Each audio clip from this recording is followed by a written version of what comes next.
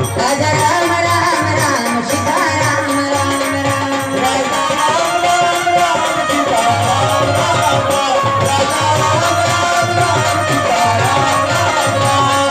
राम राम राम सीता राम राम राजा राम राम राम सीता राम राजा राम राम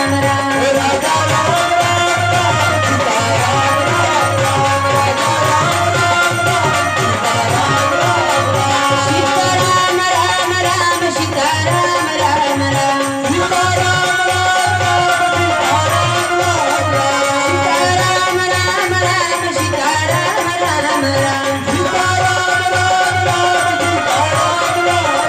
राम राम राम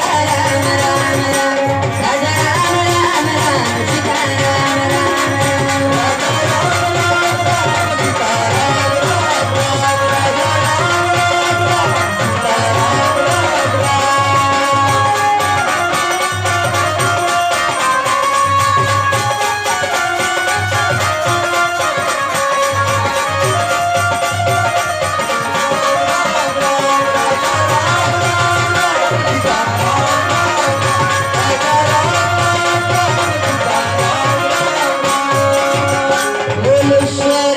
चंद्र की जय। संत शिरोमणी तुकारामजी महाराज यांच्या 4 चरणाचा भाव आणि प्रथम मुडेला महाराज म्हणतात आला तो पाहुणा गेला आपल्या गावात आणि त्याच राम राम आता घ्यावा झाले बोलवणे म्हणून यम चालून आले म्हणून या गेले भेटावय्या आजवर पाहुणा होता सुखात पडला दुखात यमा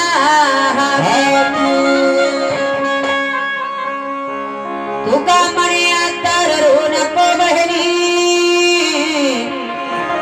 अनडोळ्यातून पाणी पाडू तर संत महाराज सांगतात की बाबा रे आम्हा तुम्हाला प्रबोधन करतात सांगण्याचा प्रयत्न करतात समजवण्याचा प्रयत्न करतात की आला तो पाहुणा गेला आपल्या गावा म्हणजे आलेला जीव या शरीरामध्ये पाहुणा म्हणून बसलेला आहे कसा या शरीरामध्ये आलेला जो परमात्माचा अंश आहे ईश्वर नामय आत्मा आणि आत्म्याचा अंश ते जीव आत्मा त्या परमात्माचं स्वरूप आमच्या तुमच्यामध्ये किड्यामध्ये माकोड्यामध्ये ढोरामध्ये वासरामध्ये झाडामध्ये झडुल्यामध्ये या संसारामध्ये चराचरामध्ये पसरले परब्रह्म परमात्माचा स्वरूप त्या स्वरूपाला संतांनी म्हटलं की तो तुमच्या आमच्यामध्ये बसलेला पाहुणा आहे नाही काय जशा प्रकारे तुम्ही आज या शिवराम भाऊच्या तेरवीला आल्या तर तुम्ही ह्या गावाचे नाही घराचे नाही ह्या परिवारातले नाही तुम्ही वेगळ्या गावाच्या तुमचा गाव घर वेगळा आहे आणि हा गाव वेगळा आहे मग या ठिकाणी तुम्ही आला तर तुम्हाला आपण काय म्हणून पाहुणे हाय का आणि आम्ही सुद्धा ह्या ठिकाणी आलो पाहुणे म्हणून आलो आमचा निमित्त उद्या पूर्ण होईल तुमचा निमित्त पूर्ण होईल तुम्ही आपल्या गावाला जाल आम्ही आपल्या गावाला निघून जाऊ हाय का नाही इथं राहणार आहोत का आपण आणि दोनोडे भाऊ तुम्हाला ठेवतील का ठेवणारच नाही तुमचा आमचा कार्य समाप्त झाला म्हणतील निघा लवकर घर खाली करा हाय का नाही कारण आपल्याला माहिती आहे त्याला सुद्धा माहित आहे की हा गाव घर या पाहुण्याचा नाही आजच्या विषय संपल्यामध्ये सगळे आपापल्या गावाला निघतील कोणाला काम आहे कोणाला धंदा आहे आता रोहणा चालू आहे परा लावणं चालू आहे नाही का सगळ्याच्याच गावामध्ये सगळ्याला आपापल्या कामाचे फिकर कोणाचा परा असेल तर परा सोडून आला असेल बापा चाल बापा भावाची तेरवी आहे दादांची तेरवी आहे जावावं कार्ड मिळालेलं आहे जाणं आवश्यक आहे कारण निमंत्रण दिला तर येणं आवश्यक आहे. त्या पत्रिकाच्या अनुसार पाहुणे मंडळी आल्या आणि उद्या कार्य संपन्न होईल तर आपापल्या गावाला निघून जाणार. त्यासारखा या शरीरामध्ये सुद्धा तो पाहुणा म्हणून या ठिकाणी आलाय. तो परब्रह्म परमात्माचा स्वरूप, ज्याला रंग नाही, रूप नाही, हात नाही, पाय नाही, अगं डोळे नाही, कान नाही, येणे नाही, जाणे. आता संत म्हणतो त्याला येणे नाही आणि जाणे नाही. का म्हणून संतांना म्हटलंय? कारण संत तुकाराम महाराजाचा प्रमाण आहे, त्यांचा अभंग आहे. अगयात मायाला नाही गेला, अगयात मायाला नाही गेला,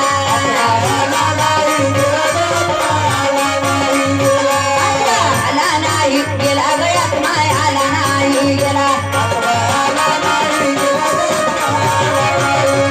हरिराम घनश्याम अधिष्ठानी संतराला पांडुरंग.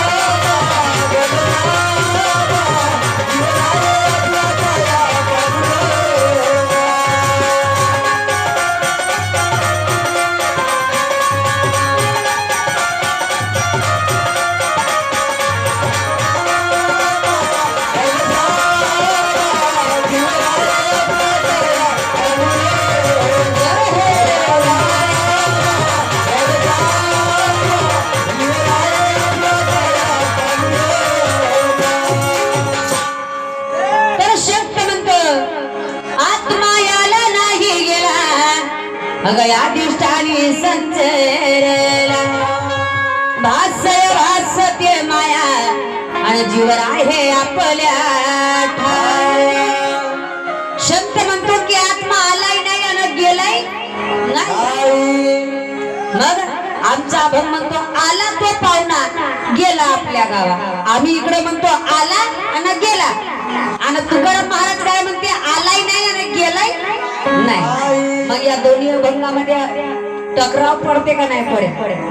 मग याचं स्पष्टीकरण करणं आवश्यक आहे. कारण इकडे तुकडोजी महाराज आपलं तुकाराम महाराज इकडे म्हणते आलाय नाही आणि गेलाय नाही, इकडे म्हणते आला तो पाहुणा गेला आपल्या गा.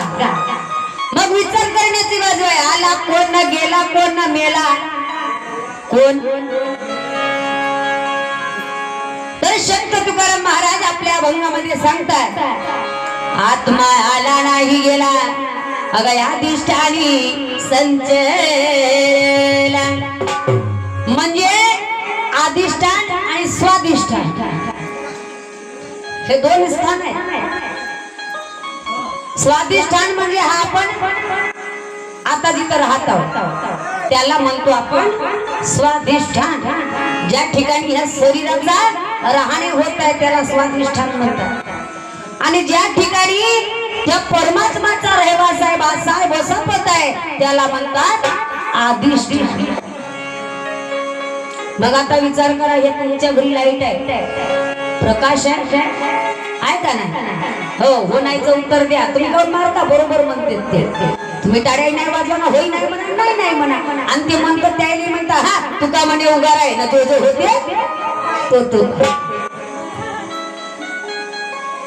बरोबर आहे. हो म्हणत यायला नव्हते बाजूले. आमची मंडळी थकली, आमची मंडळी आता चाय पिऊन दमली, तर ती होई नाही म्हणे ना, नाही नाही नाही.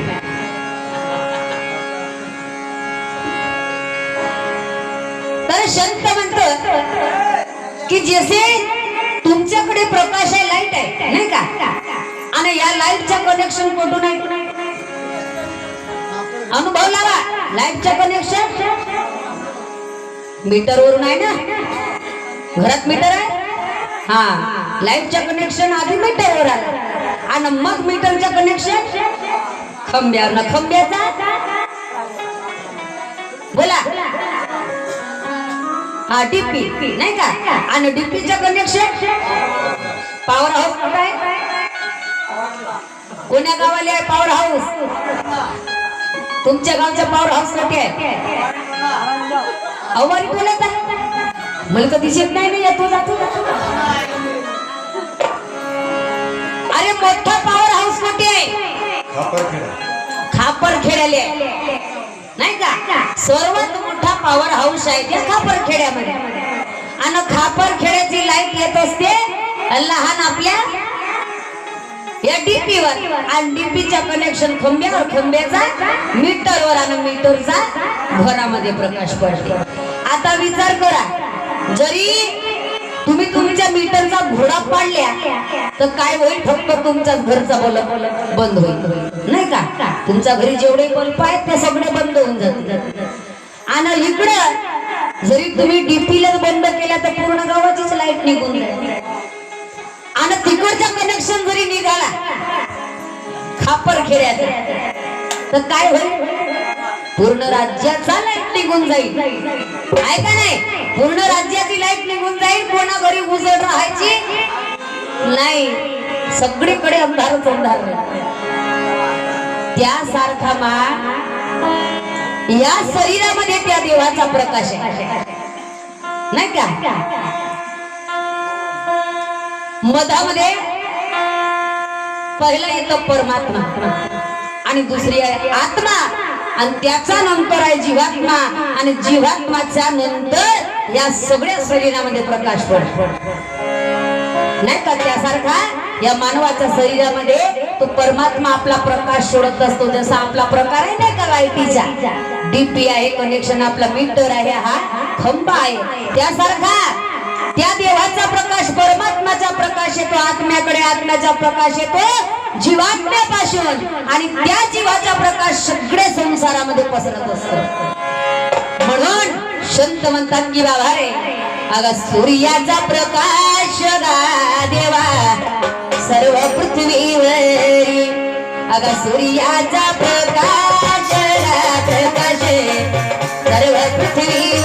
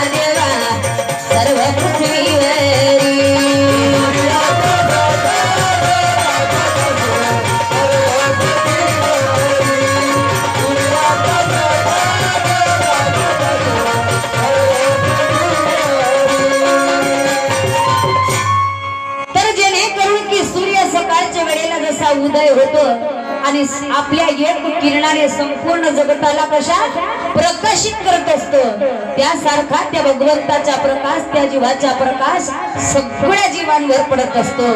म्हणून या संसारामध्ये आम्ही तुम्ही किडे माकोडे झाड जंतू ढोर वासरू सगळं त्या भगवंताच्या प्रकाशामुळे काय आहो जिवंत हाय का नाही. तो पाहुणा आपला प्रकाश आमच्या तुमच्यामध्ये टाकत आहे, पण तो प्रकाश कोणाला दिसते का? दिसत नाही. म्हणून तर या मायामध्ये आपण विसरलो. तो कोणाच्या डोळ्याला दिसत नाही का? म्हणून कारण त्याला रंग राहत नाही, रूप राहत नाही. तो निरंग आहे, निर्लेप आहे. म्हणून कोणाच्या डोळ्याला दिसत नाही. अगं येतानी दिसत नाही ना जातानी दिसत नाही. म्हणून संत म्हणतो की बाबा रे, तो आत्मा आलाय नाही आणि गेलाय नाही, तो आपल्याच ठिकाणामध्ये आहे. एखादी घोडा घ्या आणि त्या घोड्यामध्ये पाणी घ्या आणि आपल्या अंगणामध्ये मांडून ठेवा. सूर्याचा प्रकाश आणि सूर्याचा प्रतिबिंब त्या पाण्यामध्ये तुम्हाला दिसते नाही का? चंद्र असो किंवा सूर्य असो, त्याचा सावली त्या घड्यामध्ये दिसत असते. पाण्याचा भरला घडा आणि जरी घडा फुटला तर त्या प्रकाशाचा प्रतिबिंब, त्या देवाचा प्रतिबिंब, प्रकाशाचा प्रतिबिंब, सूर्याचा प्रतिबिंब तो त्या घड्यासोबतच पाण्यासोबतच वाहून जाईल. वाहत नाही, तो आपल्या त्या प्रकाशामध्ये जाऊन समाविष्ट होऊन जात असतो. तशासारखा हा आलेला पाहुणा आहे आणि त्या पाहुण्याचा प्रकाश या शरीरामध्ये पडलाय. एक वेळा शरीर शून्य जरी झालं तर त्या शून्याच्या शरीराचा काही उपयोग राहत नाही आणि तो जीव आपल्या ठिकाणी आपल्या स्वाधिष्ठानामध्ये जाऊन समाविष्ट होत असतो. आत्मा येत नाही, केवळ जीवाचा प्रकाश पडतो. कशाचा?